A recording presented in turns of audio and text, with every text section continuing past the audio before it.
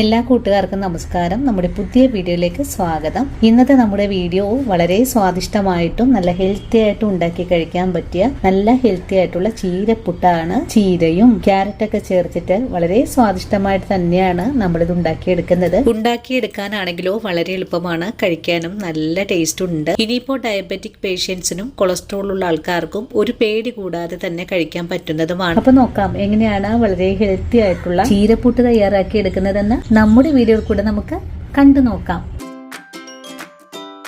ഇനി നമുക്ക് പുട്ട് തയ്യാറാക്കി എടുക്കാനുള്ള പുട്ടുപൊടി ഒന്ന് നനച്ചെടുക്കണം. ഇതിനായിട്ടൊരു പാത്രം എടുത്ത് വെച്ചിട്ട് 1.5 കപ്പ് അളവിലാണ് പുട്ടുപൊടി എടുത്തിട്ടുള്ളത്. നിങ്ങൾക്ക് ആവശ്യമുള്ള പൊടി എടുക്കുക. ഇനി ഇതിലേക്ക് പൊടിക്ക് ആവശ്യമായ വെള്ളം ഒഴിച്ചു കൊടുക്കാം. 1 കപ്പ് അളവില് തേങ്ങാ വെള്ളമാണ് ഒഴിച്ചു കൊടുക്കുന്നത്. അപ്പോൾ ഈ ഒരു തേങ്ങാ വെള്ളം എന്റെ കയ്യിൽ ഉണ്ടായത് കൊണ്ട് മാത്രം എടുത്തതാണ് കേട്ടോ. തേങ്ങാ വെള്ളം ചേർത്ത് പുട്ട് നനച്ചെടുക്കുമ്പോൾ പുട്ടിന് നല്ല സോഫ്റ്റ് ആണ് ഉണ്ടാവുക. നിങ്ങളുടെ കൈവശം നാളികേര വെള്ളം ഉണ്ടെങ്കിൽ അതെടുക്കാം, ഇല്ലെങ്കിൽ ഇതങ്ങ് സ്കിപ്പ് ചെയ്തോട്ടോ. ഇനി വേണ്ടത് ആവശ്യത്തിനുള്ള ഉപ്പ്. നമ്മളിപ്പോ 1.5 കപ്പ് പൊടി എടുത്തിട്ടുണ്ട്. ഇതിലേക്ക് ഒരു 2 കപ്പ് വെള്ളമാണ് ആവശ്യമായിട്ട് വരിക. പക്ഷേ ഞാൻ ഇന്ന് 1 കപ്പ് വെള്ളം മാത്രമേ ഒഴിച്ചു കൊടുത്തിട്ടുള്ളൂ. കാരണം നമുക്കിതിലേക്ക് മറ്റുള്ള ചേരുവകളൊക്കെ ചേർക്കേണ്ടതുണ്ട്. അപ്പൊ നമ്മൾ ഒരുപാട് വെള്ളം ചേർത്ത് കുഴച്ചെടുക്കുവാണെങ്കിൽ ഇതില് വെള്ളം കൂടിപ്പോവാൻ സാധ്യത കൂടുതലാണ്. അപ്പൊ അതുകൊണ്ട് 1 കപ്പ് വെള്ളം ഒഴിച്ചു കൊടുത്ത് നല്ലതുപോലെ ഒന്ന് കുഴച്ച് വെക്കാം. അങ്ങനെ നമ്മൾ പുട്ടുപൊടി ഇവിടെ നനച്ചു വെച്ചിട്ടുണ്ട്. ഈ പൊടിയിൽ നിന്നും ഞാൻ ഒരു 2-3 കൈപ്പിടിയോളം മാറ്റി വെച്ചിട്ടുണ്ട് കേട്ടോ. ഇനിയിപ്പോ നമ്മൾ ഈ പുട്ടുപൊടി കുഴച്ചെടുക്കുന്ന സമയത്ത് വെള്ളം വല്ലതും കൂടി പോവാണെങ്കിൽ നമുക്ക് ഈ പൊടി കൂടെ ചേർത്ത് കുഴച്ചെടുക്കാം. ഇനി നമുക്ക് ഇതിലേക്ക് ആവശ്യമായ മറ്റുള്ള ചേരുവകൾ കൂടെ ഒന്ന് വഴറ്റിയെടുക്കാം. നമ്മുടെ ഇന്നത്തെ പുട്ട് വളരെ ഹെൽത്തി ആയിട്ടാണ് ഞാൻ ഉണ്ടാക്കിയെടുക്കുന്നത്. അതിനായിട്ട് ഒരു 2-3 പിടിയോളം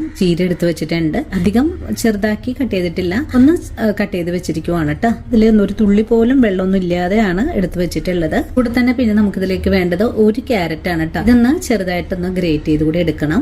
നമ്മൾ നേരത്തെ കാണിച്ച 1 ക്യാരറ്റും 1 കൈപ്പിടിയോളം നാളികേരം തിരുമിയതുമാണ്. നിങ്ങൾക്ക് കൂടുതൽ അളവിൽ ചേർക്കാൻ താല്പര്യമാണെങ്കിൽ ചേർക്കാവുന്നതാണ്. നമുക്ക് ഈ ക്യാരറ്റ് പൊടിയിലേക്ക് ചേർക്കാം. അതുപോലെ നാളികേരം ചേർക്കാം. ഈ ഒരു കാര്യങ്ങളൊക്കെ ചേർക്കുമ്പോൾ കുറച്ചുകൂടെ നനവ് കൂടി വരാൻ സാധ്യതയുള്ളത് കൊണ്ടാണ് ഞാൻ പുട്ടുപൊടിയിലേക്ക് അധികം വെള്ളം ഒഴിക്കാതെ കുഴച്ചെടുത്തിട്ടുള്ളത്. ഇനി ഇതെല്ലാം കൂടി ചേർത്ത് ഒന്ന് മിക്സ് ചെയ്തെടുക്കാം. അങ്ങനെ നമ്മളിപ്പോ ക്യാരറ്റും നാളികേരവും ഒക്കെ ചേർത്ത് ഒന്ന് കുഴച്ചെടുത്തിട്ടുണ്ട്. വീണ്ടും നമുക്കിതൊന്ന് മാറ്റി വെക്കാം. അതിനുശേഷം കുറച്ച് ചേരുവകൾ നമുക്കൊന്ന് വഴറ്റിയും കൂടെ ചേർക്കണം. അങ്ങനെ നമ്മുടെ ചേരുവകളൊന്ന് വഴറ്റാനായിട്ട് ഒരു പാൻ അടുപ്പിലേക്ക് വെച്ചിട്ടുണ്ട്. പാൻ ഒന്ന് ചൂടായി വരട്ടെ. നമ്മുടെ പാൻ ഇപ്പോൾ ചൂടായി വന്നിട്ടുണ്ട്. നമുക്കിതിലേക്ക് കുറച്ച് വെളിച്ചെണ്ണ ഒഴിച്ചു കൊടുക്കാം. വെളിച്ചെണ്ണ ചൂടായി വരുമ്പോഴേക്കും ഒരു സവാള ഒന്ന് നൈസായിട്ട് കട്ട് ചെയ്തത് എണ്ണയിലേക്ക് ചേർക്കാം. ഇനി ഉള്ളി ഒന്ന് വീച്ചെടുക്കാം. വഴറ്റുന്ന സവാളയിലേക്ക് കുറച്ചുകൂടെ ഉപ്പ് ചേർക്കാം. നമ്മൾ പുട്ടുപൊടിയിൽ ഉപ്പ് ചേർത്തിട്ടുണ്ട് എങ്കിൽ തന്നെയും നമ്മളിപ്പോൾ ചേർക്കുന്ന ചേരുവകളിലേക്ക് കുറച്ചുകൂടെ ഉപ്പ് ആവശ്യമായിട്ടുണ്ട്. അധികമൊന്നും ചേർക്കേണ്ട ആവശ്യമില്ല, ഒരു നുള്ള് അളവിൽ ചേർത്താൽ മതിയാകും. ഉപ്പ് ചേർത്ത് കഴിഞ്ഞാൽ ഒരു നുള്ള് നല്ല ജീരകം, അധികമൊന്നും എടുത്തിട്ടില്ല, ഒരു നുള്ള് മാത്രമേ എടുത്തിട്ടുള്ളൂ. ജീരകം ചേർത്ത് കഴിഞ്ഞാൽ ഒരു 5 അല്ലി വെളുത്തുള്ളി കൂടെ ചേർക്കുന്നുണ്ട്. ഇപ്പൊ ഇതെല്ലാം ചേർത്ത് ഒന്ന് നന്നായിട്ട് തന്നെ ഒന്ന് വഴറ്റിയെടുക്കാം. അങ്ങനെ നമ്മുടെ സവാള ഇപ്പോ ഇതുപോലെ ഒന്ന് മുരിഞ്ഞു വന്നിട്ടുണ്ട്. കണ്ടല്ലോ, ഈ ഒരു ഭാഗമായാൽ പിന്നെ നമുക്കിതിലേക്ക് ചീര ചേർക്കാം. ചീര ചേർത്ത് കഴിഞ്ഞാൽ ഒന്നുകൂടെ ഇളക്കിയെടുക്കാം. ഞാനിപ്പോ ഇതിന്റെ തണ്ടൊക്കെ ഒന്ന് മാറ്റിയിട്ടുണ്ട്. ചീരയുടെ ഇലകൾ മാത്രമേ എടുത്തിട്ടുള്ളൂ. ഒന്ന് വാടി കിട്ടണം. ഓവറായിട്ടൊന്നും കുക്ക് ചെയ്തെടുക്കേണ്ട ആവശ്യമില്ല. നമ്മളിത് പുട്ടുപൊടിയിലേക്ക് ചേർക്കാൻ പോവാണ്. അപ്പോൾ പല ആളുകളും ചോദിക്കും, എന്തുകൊണ്ടാണ് ചീര ഇങ്ങനെ വേവിച്ചിട്ട് ചേർക്കുന്നത്, വീണ്ടും പുട്ടില് ആവി വരുമ്പോൾ ഒന്നുകൂടെ വെന്ത് വരില്ലേ എന്നൊക്കെ ചോദിക്കും. നമ്മൾ പുട്ടിലേക്ക് നേരിട്ട് ചേർക്കുമ്പോൾ ചീരയൊക്കെ വെക്കുമ്പോൾ ഒരു പച്ച കുത്തലുണ്ടാവുമല്ലോ, ആ ഒരു കുത്തല് നമ്മുടെ പുട്ടിന് ഉണ്ടാകും. അത് ഒഴിവാക്കുന്നതിന് വേണ്ടിയിട്ടാണ് ചീരയില ഒന്നതുപോലെ ഒന്ന് ചെറുതായിട്ടൊന്ന് വഴറ്റിയെടുക്കുന്നത്. ഞാനിപ്പോ ചീരയില വഴറ്റാൻ തുടങ്ങിയിട്ട് ഒരു 2 മിനിറ്റ് ആയിട്ടുണ്ട് കേട്ടോ. ഇത്രയും തന്നെ വഴറ്റിയെടുത്താൽ മതിയാകും. ഇനി നമുക്ക് ഫ്ലെയിം അങ്ങ് ഓഫ് ചെയ്ത് കൊടുക്കാം. ഓഫ് ചെയ്തതിന് ശേഷം നമുക്കിതിലേക്ക് ഒരു 2 ടീസ്പൂൺ അളവിൽ ചില്ലി ഫ്ലേക്സ് ചേർക്കാം. അധികമൊന്നും ചേർത്തിട്ടില്ല, ഒരു നുള്ളു മാത്രമാണ് കേട്ടോ ചേർത്തിട്ടുള്ളത്. ഈ ചട്ടിയുടെ ചൂടിൽ തന്നെ ഈ ഒരു മുളകും ചേർത്ത് ഒന്നുകൂടെ വഴറ്റാം. അങ്ങനെ ചീരയും മുളകും ഒക്കെ ഒന്ന് ചൂടാക്കി എടുത്തിട്ടുണ്ട്. ഇനി നമുക്കിതിലേക്ക് നമ്മൾ നേരത്തെ നനച്ചു വെച്ചിട്ടുള്ള പുട്ടുപൊടി ചേർത്ത് ഒന്ന് മിക്സ് ചെയ്തെടുക്കാം. പുട്ടുപൊടി ചേർക്കാം. ഇതെല്ലാം കൂട്ടിച്ചേർത്ത് നന്നായിട്ടൊന്ന് ഇളക്കി യോജിപ്പിച്ചെടുക്കാം. ക്യാരറ്റും ചീരയും പുട്ടുപൊടിയൊക്കെ ചേർന്നിട്ടുള്ള വളരെ ഹെൽത്തി ആയിട്ടുള്ളൊരു പുട്ടാണ് കേട്ടോ. നമ്മൾ നിത്യവും തയ്യാറാക്കുന്ന പുട്ടിൽ നിന്നും കുറച്ച് വ്യത്യസ്തമാണ്. ഇപ്പോൾ ഇതൊക്കെ കഴിക്കാനായിട്ടൊരു തരി പോലും കറിയൊന്നും വേണ്ട കേട്ടോ. ഇനി നമ്മുടെ കൈ വെച്ച് തന്നെ ഒന്ന് കുഴച്ചെടുക്കാം. പുട്ടുപൊടിക്ക് ഇപ്പൊ ചൂടൊന്നുമില്ല, ചൂടൊക്കെ ഒന്ന് ആറിയിട്ടുണ്ട്. അങ്ങനെ നമ്മുടെ പുട്ടുപൊടി ഇവിടെ നല്ലതായിട്ട് തന്നെ മിക്സ് ചെയ്തെടുത്തിട്ടുണ്ട്. ഇനി ഇതിലേക്ക് ഒന്നും തന്നെ പ്രത്യേകിച്ച് ചേർക്കേണ്ട ആവശ്യമില്ല. നിങ്ങൾക്ക് വേണമെങ്കിൽ ഇതിലേക്ക് കുറച്ചുകൂടെ നാളികേരം ചേർക്കാം. അരിപ്പൊടിക്ക് പകരമായിട്ട് നിങ്ങൾക്ക് ഗോതമ്പ് പൊടിയും ഇതുപോലെ തന്നെ ചെയ്തെടുക്കാം. ചെയ്തെടുക്കാൻ പറ്റുന്നതാണ്. ഗോതമ്പ് പൊടി ചെയ്യുമ്പോൾ കുറച്ച് വെള്ളം കുറച്ച് വേണം കേട്ടോ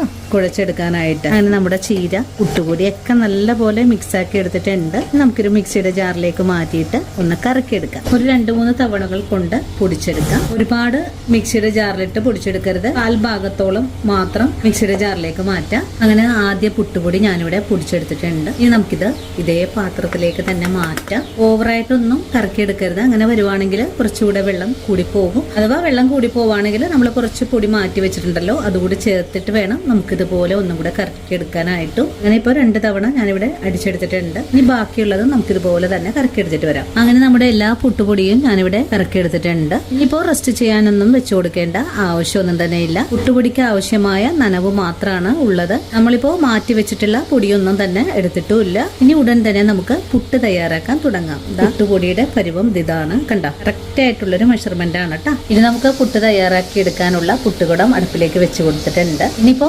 നന്നായിട്ട് തന്നെ വെള്ളം തിളച്ച് വരട്ടെ. അങ്ങനെ ഇപ്പോ നമ്മുടെ കണയിൽ നിന്നും നന്നായിട്ട് ആവി വന്ന് തുടങ്ങിയിട്ടുണ്ട്. നമുക്ക് പുട്ടുപൊടി കണയിലേക്ക് വാരി നിറച്ചു കൊടുക്കാം.